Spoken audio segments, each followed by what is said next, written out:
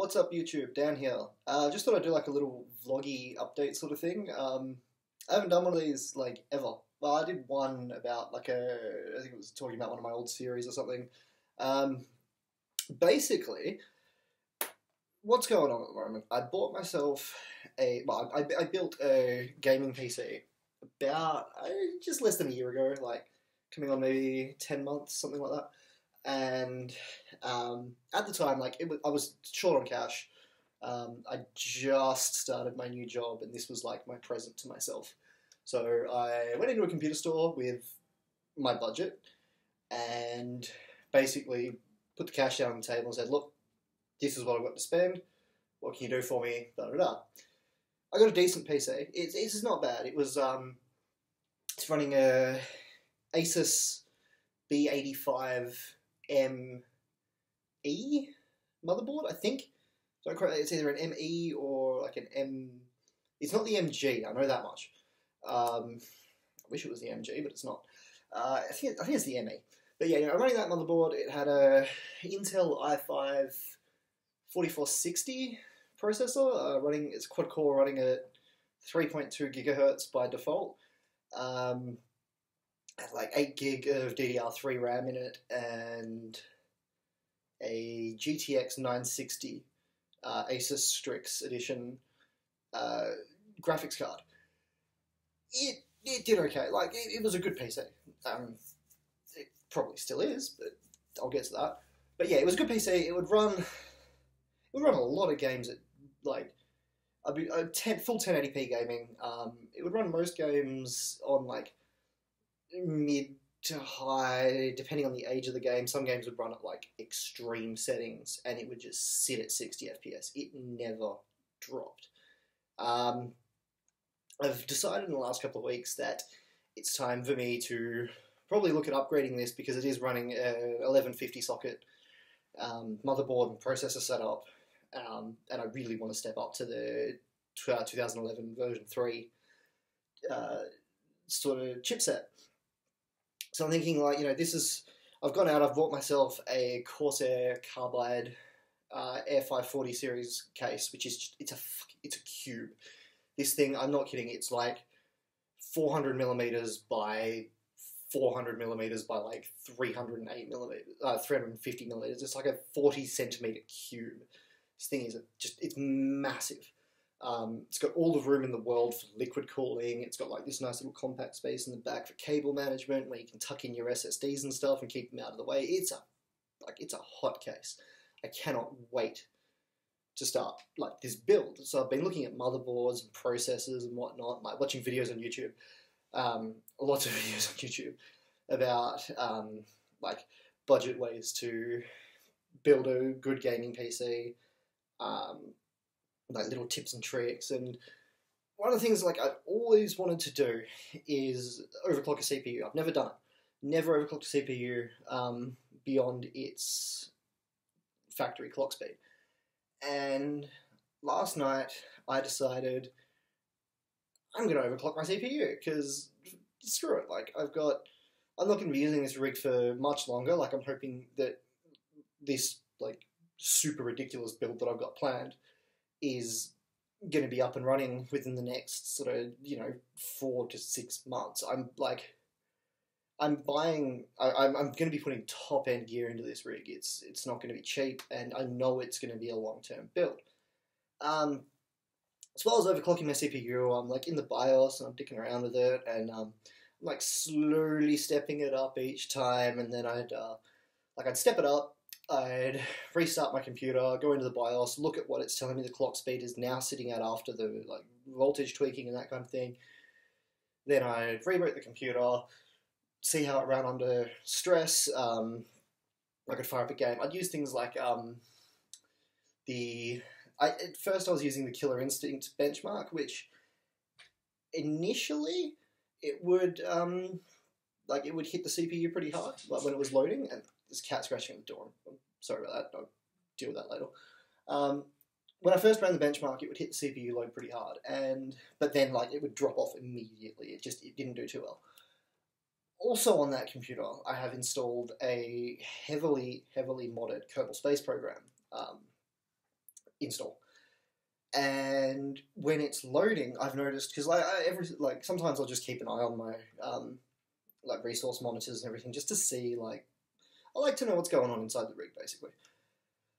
So yeah, I noticed, like, Kerbal Space Program, when it's loading, freaking hammers the CPU. Like, if you haven't watched your CPU load when you're launching Kerbal Space Program, or at least one that's got like 70 odd mods installed, it will push your CPU to the max.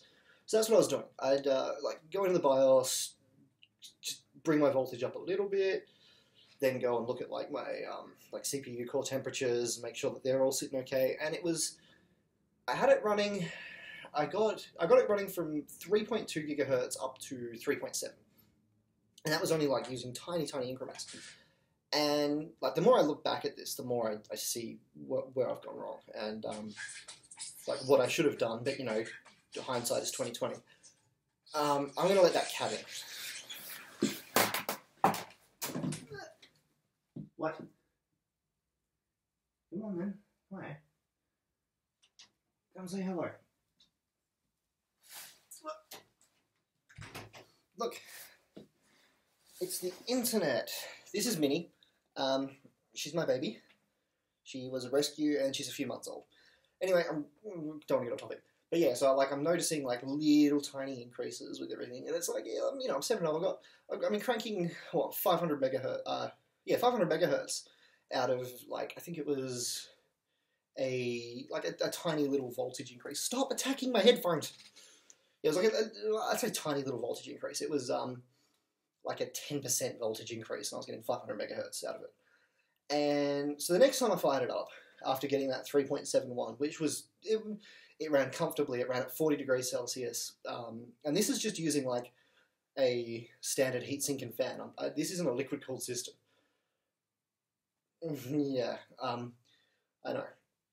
But, so I've jumped into the BIOS after that successful overclock, and I've seen it tells me, like, obviously minimum voltage, like 0.01 or something like that, 0.01 watts, and it tells me that my maximum voltage that I can put in is 1.920. Now, by default, my motherboard was only putting through about 0.920, and that was, sitting steady. And my 3.71 gigahertz overclock was like, it would have been just over 1. Like, it might have been 1.8, 1.08 or something. Like, I barely said it. It was like 100 like a 0.1 volt increase. Anyway, looking at the BIOS, and it's going, you can, using this BIOS system, you can put in up to 1.92 volts through your processor. So I'm thinking to myself, like, as I've been mucking around with the overclocking, certain configurations have failed, and, okay, you can go down, fine, whatever. Certain configurations failed, and when that happened, my computer would come up, it would pop up with, Asus, press delete to enter BIOS setup, Then it would go to another screen, and it would distinctly say, overclocking failed, press F2 to restart, go into your BIOS, So I'm like, well, if I put in too much voltage, all that's going to happen is it's just going to bounce back at me. Like, all over the Asus website, they're saying, it's got fail-safe overclocking, and if your CPU hangs due to overclocking issues, it will just, revert itself back to defaults and everything else. The BIOS is never going to crash.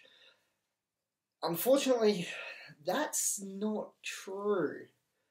I have fried my CPU, and I can't get it to work. I've tried everything. I've tried shorting the CMOS jumper on my motherboard. I've tried removing the battery. I've tried swapping my RAM around, because one of my friends is like, hey, maybe you just fried your RAM, try just switching the slots around or trying one card at a time, see what happens. That did nothing, so yeah. Now the weird thing is, when I turn my computer on, the fans still spin, the GPU light is like it's white. It's got if it's got an issue, like if the power's not in properly or something like that, if it's just clipped into the PCIe and doesn't have power from the power supply, it will show a red light. But this is showing a white light, which means everything's cool with that. So fan spinning and GPU being fine tells me two things. It's not the GPU, thank fuck, because I really want to keep this 960 for a little bit longer until I can get a couple of 1070s or something. And the fact that the fans are still spinning tells me that the motherboard isn't fried. So, like, I've narrowed it down to the processor, basically. Unless, like, I've somehow fried both of my RAM chips, it's got to be the processor. Like, all signs are pointing towards the processor. Obviously, like, being stupid and putting way too much voltage through it, I'd probably kill it. Like, to put it into, like, what happened, I went into BIOS, 1.92 volts, save and reset. It popped up with the Asus boot screen. It was, like, and I'm mashing delete to try and get it to show me what the clock speed's going to be in the BIOS. Nothing happened. It sat there for, like, 30 seconds, maybe, tops, and then it just went black. Black screen, the fans were going overdrive, like, it just locked up. And nothing I've been able to do is been able to fix it. So, I've been looking on Gumtree, which is, for any, like, Americans that happen to come across this website, Gumtree is, like, our version of Craigslist.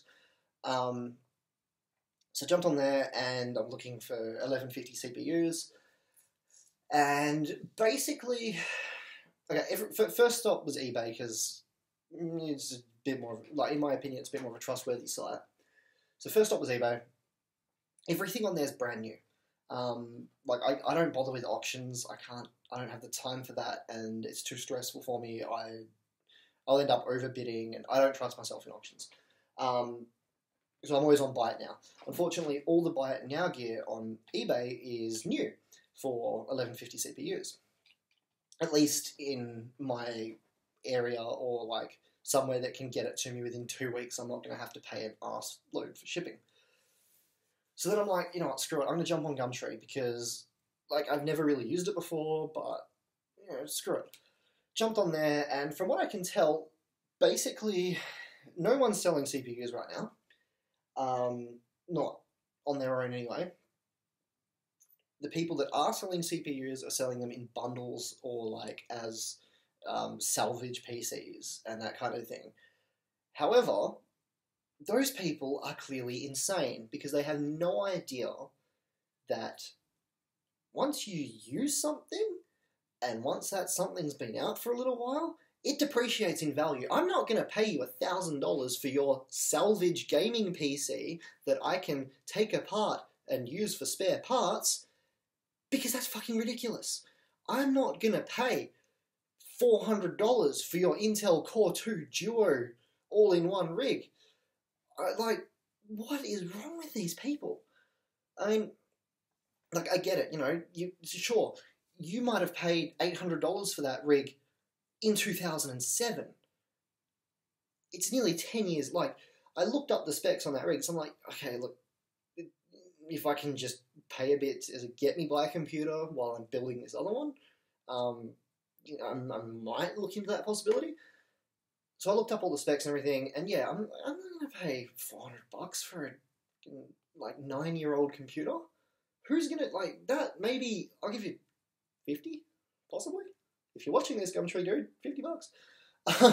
Anyway, look, if anyone out there sees this and has got any advice for me, or is selling an 1150 CPU for, like, cheap, because, like I said, I'm upgrading to a 2011 version 3 motherboard soon, so whatever processor I buy now is I'm only gonna be using it for a few months.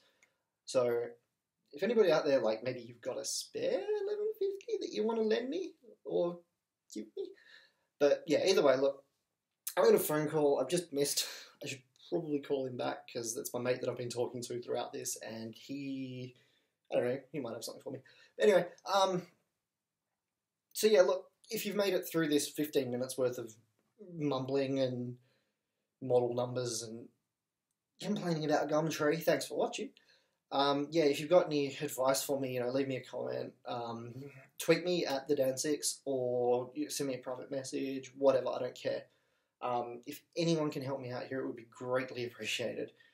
Thanks a lot for watching. I want to try and get back into the YouTubing thing, but I've had such a busy schedule right now with work and everything, and I'm at the point where, like, the last thing I want to do on my days off and when I get home after work is sit and record and edit, and I just want to come home and relax and chill out, play video games, and not have to worry about being entertaining or anything. So I will try to get back onto the YouTubing wagon with Let's Plays and stuff, obviously once the rig's fixed.